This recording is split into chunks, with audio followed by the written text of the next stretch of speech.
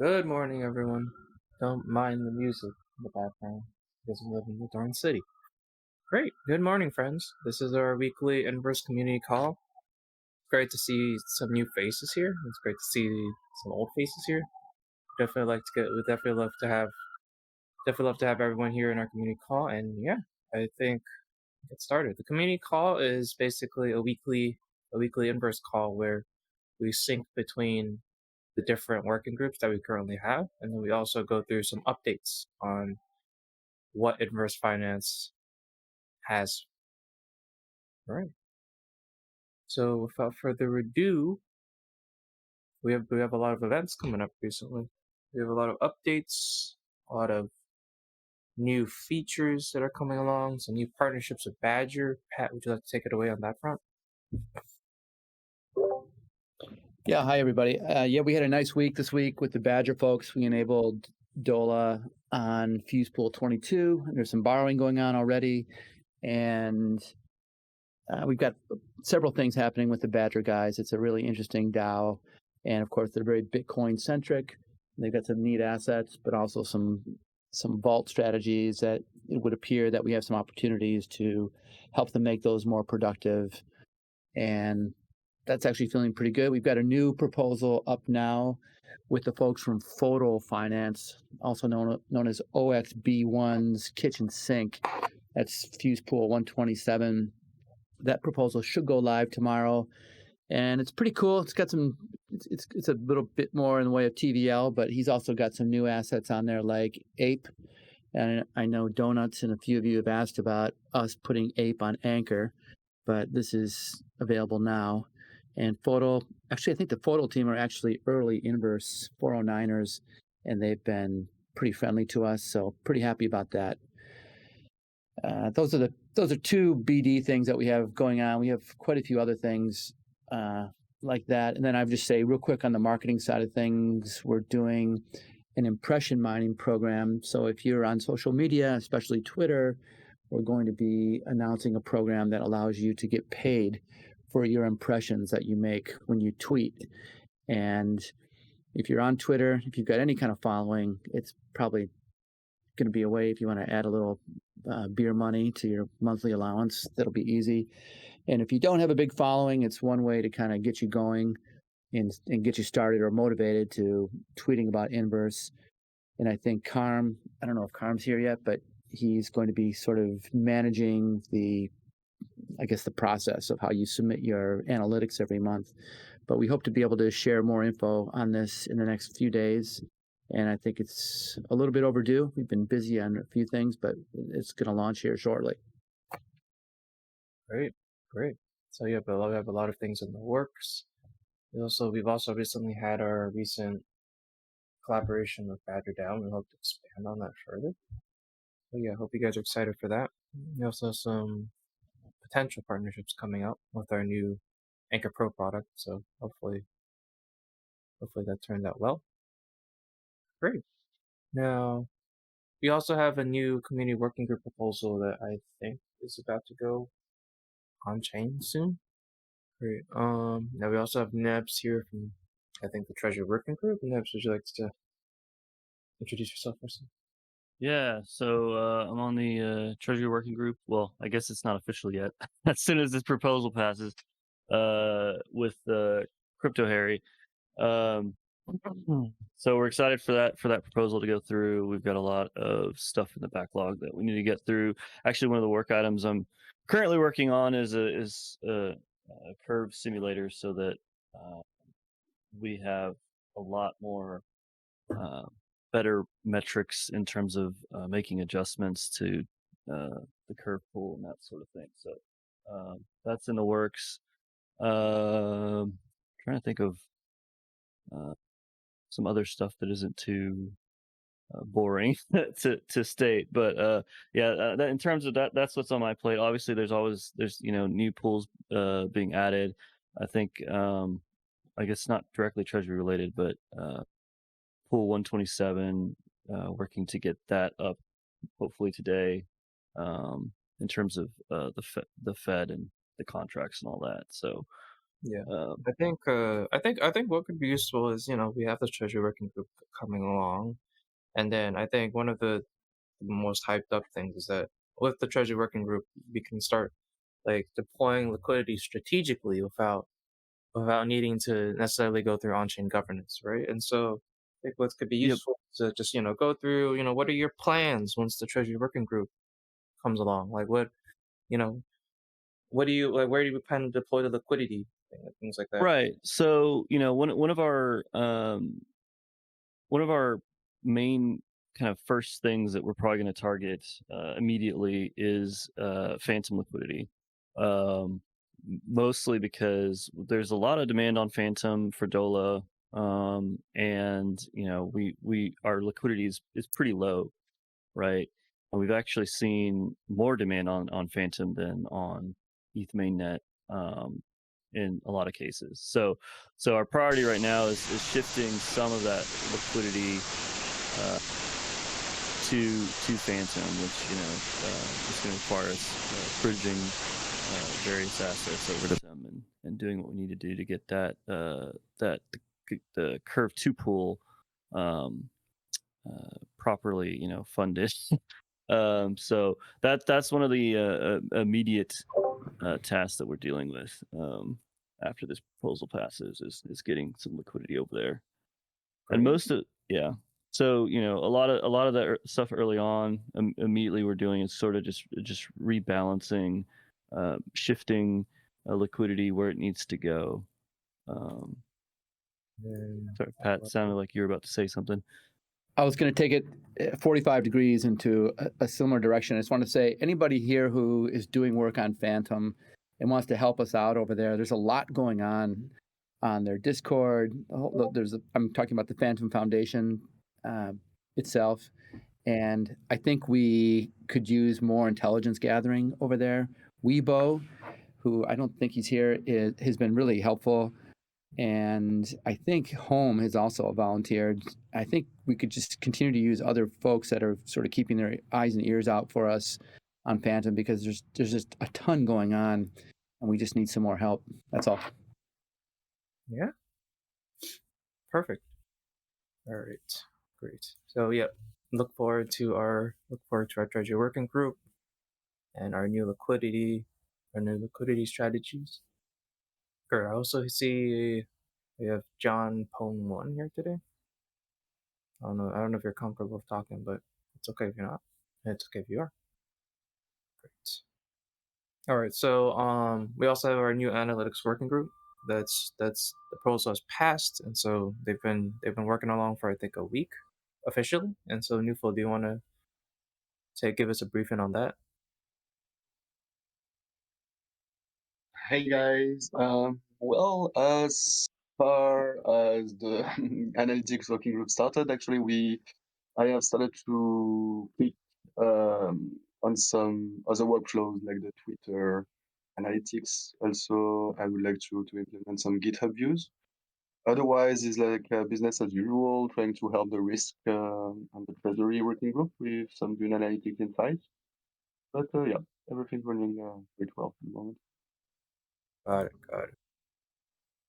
Great. I saw you say something about Twitter analytics. Could you like talk more about that? Because I think from a marketing standpoint, we do want to we do want to start gathering like more analytics from like marketing fronts, like our Discord, YouTube, Twitter, etc. Is that something that our analytics working group can do? Because I didn't think it was, but if it is, that'd be interesting.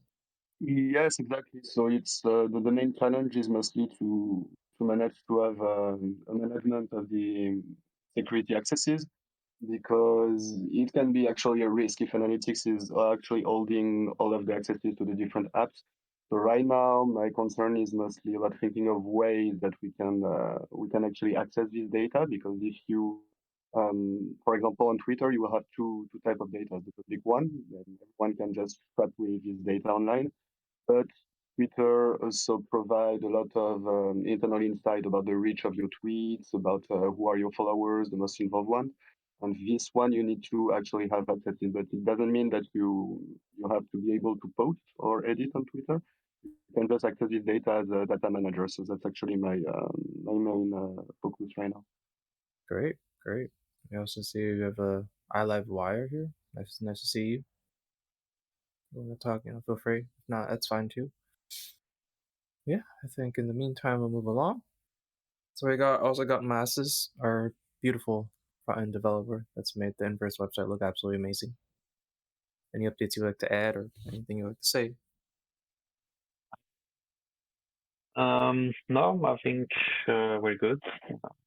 But if you have any questions or feedbacks, feature requests, don't hesitate to ask it in the stage chat or in the product channel, and I'll be happy to answer that. And yeah. Great, great. I'd argue that is a fair bit modest here. Like I just made my first proposal on chain through the tools that you created, and it was a breeze, to be honest. Like anything that was difficult there had to do with syntax that was not related to the interface. Just basic stuff I had to learn. So kudos, man. Thanks. It's Yeah. I mean, it builds a bridge between the hard stuff for many, and which is so important that we need to reach. Thanks.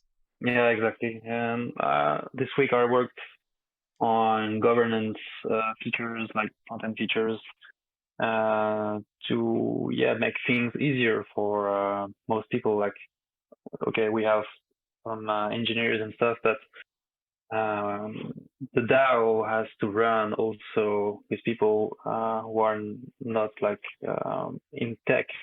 And so when we put a proposal on the website, it has to be readable for everyone. Not like if you see on-chain actions and you see big numbers and timestamps, it doesn't talk to everyone, of course. So yeah, this week I worked on that and made some new features to make most on-chain actions like readable at a glance. Like you see the exact amount of tokens, for example, that are gonna be approved or sent to an address, an OTC or whatever. Dates, timestamps translated to like human readable dates, etc. And a lot of stuff also like what I call proof of review. So like we don't really have like a proper process for draft proposals. It's mainly on the forum or Discord, and I wanted to add some features like process on the website directly so that everyone can see, okay, how far is the proposal, like has it been reviewed and reviewed by whom? So now like people can do drafts, can say, okay, I reviewed this, and they will sign with their wallet, and then you will see who signed this, etc. I want to add more stuff, but be a bit later, depending on the priorities. And yeah, like creating a proposal, I think we have a good user experience, even for non-tech people. There's like we have what we call a template actions. So it's basically a very user-friendly interface to create like most standard actions that you can imagine for a proposal. Yeah. So this week was mostly governance features, or to help everyone reading or writing proposals, and all. There was also some stuff on the delegates to have more transparency about that. Yeah. So you're saying you got all the cheat codes? Yes. If so, can you please fix price? Devs, please fix price. We're getting this so much of the price discussion recently. Great. Now I think before we go, there's actually one conversation I want to have. I think there was discussion about upping the XIMV staking rates.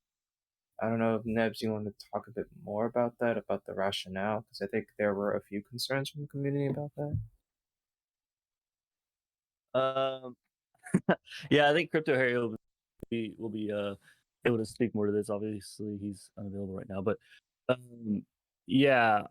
so recently, there was the staking rates. I'm sure people saw within the last couple of days dropped about what 15% roughly, and that was due to the recent core contributor proposal, right, with the vesting contract. So I don't know if we have a draft up there for the rate changes, but that a lot of that I think we can um, talk about once we have made more decisions. I don't know that we've come to a conclusion there, but I think the rates will go up. So don't have a timeline yet, but soon.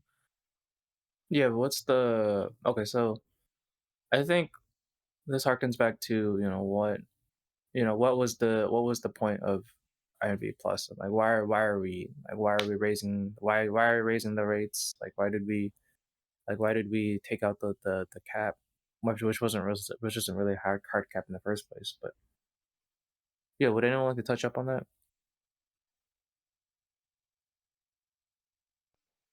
Crickets. No, so yeah, I mean inverse plus really I think Pat had actually wrote up a really good Medium article describing this whole concept of positive sum DeFi, right? So that's really what we're trying to do here with inverse plus is, there's other protocols out there that are completely zero sum, right? And inverse plus really tries to make this uh, uh, tries to change our tokenomics such that we are positive sum.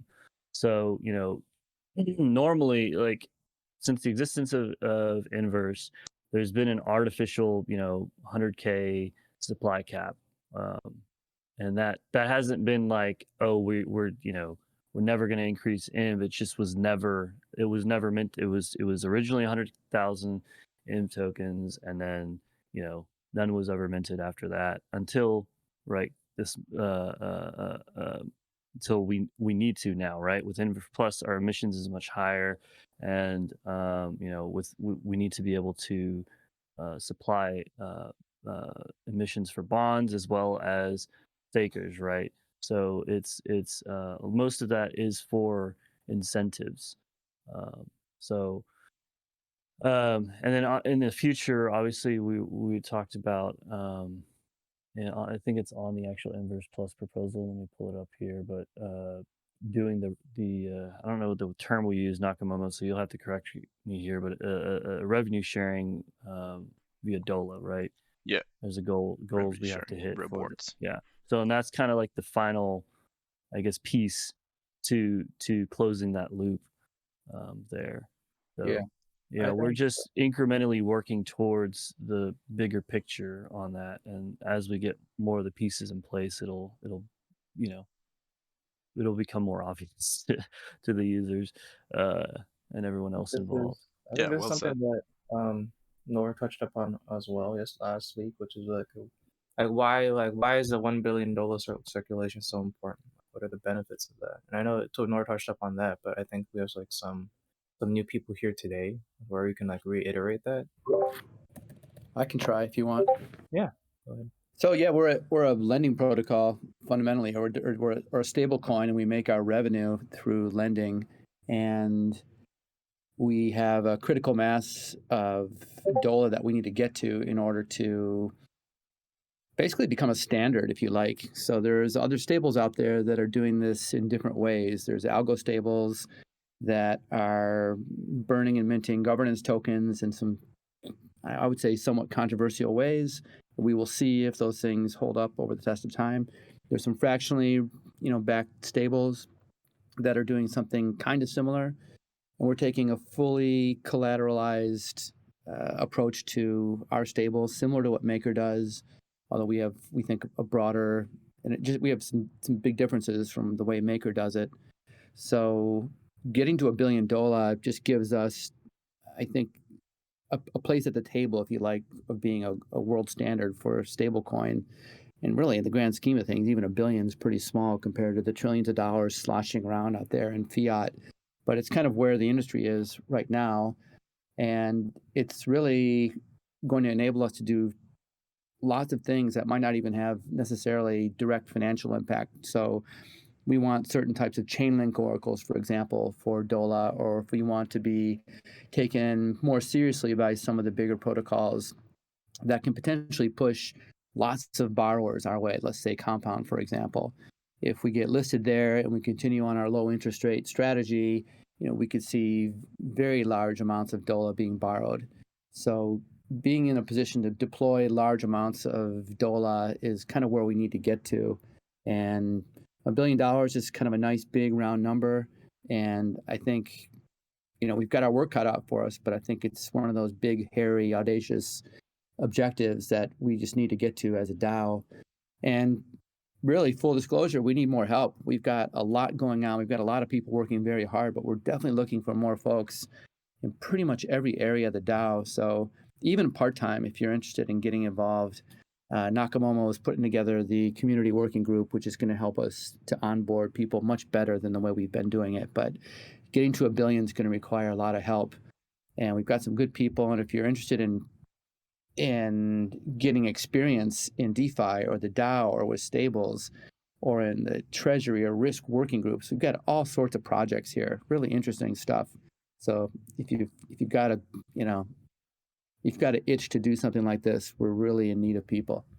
Yeah, and also I think the main point that Nora was bringing up last week, which I want to bring up because there's a few people around here, there's a few people worried about IMV prices, that if we manage to reach $1 billion circulation, we would I think what some people don't realize that is that with every dollar being borrowed, we earn interest on that dollar, and if we managed to reach $1 billion circulation, we would be able to make a lot. We would be able to make a lot of interest and money, and then that could go back to IMV and the revenue sharing thing, and so that would make us infinitely sustainable at that point. I think that's why Nor was pushing so hard on that. Yeah, I think I'll just add a little bit here. Like, unlike DAI and some of the other stables, the Fed, our model, right, has more explicit control into each of the lending markets that we're in.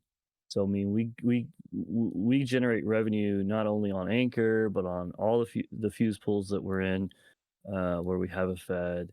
I mean, so in terms of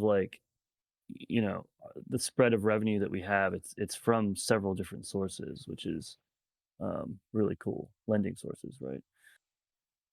Yeah. I think okay. So I think that's our main goal with Inverse Plus, and that's why they're pushing for $1 billion circulation. So that's the rationale. I know Nakamomo is working on the revenue generating proposal for INV Plus, so hopefully we can get that going soon. And yeah, Yep. those are the So main.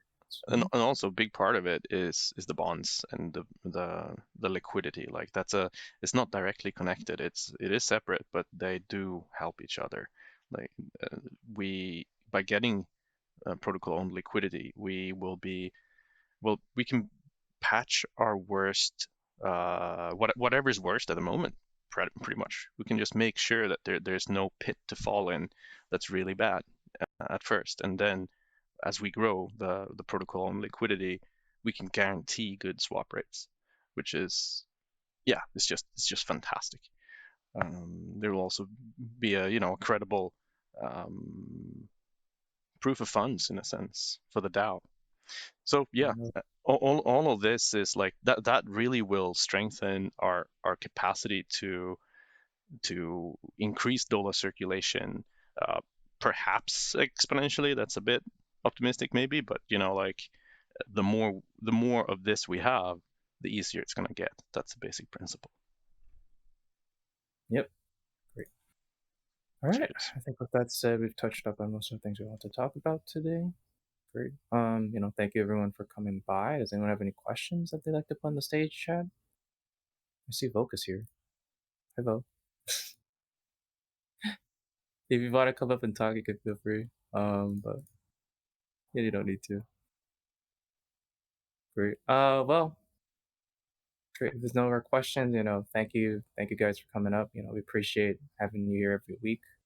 We are going to do this community call every week, and with the community working group proposal, I know there's a lot more there's a lot of hiring opportunities around. So yeah, feel free to just, if you want to delve your foot into DeFi, into protocols, into like creating something great, just reach out. We got you. Great. Well, thank you everyone for showing up today. Appreciate having you here, and see you next week. Thanks, Karen. Thank you. Thank you. Thank you. Thanks. Bye. Bye.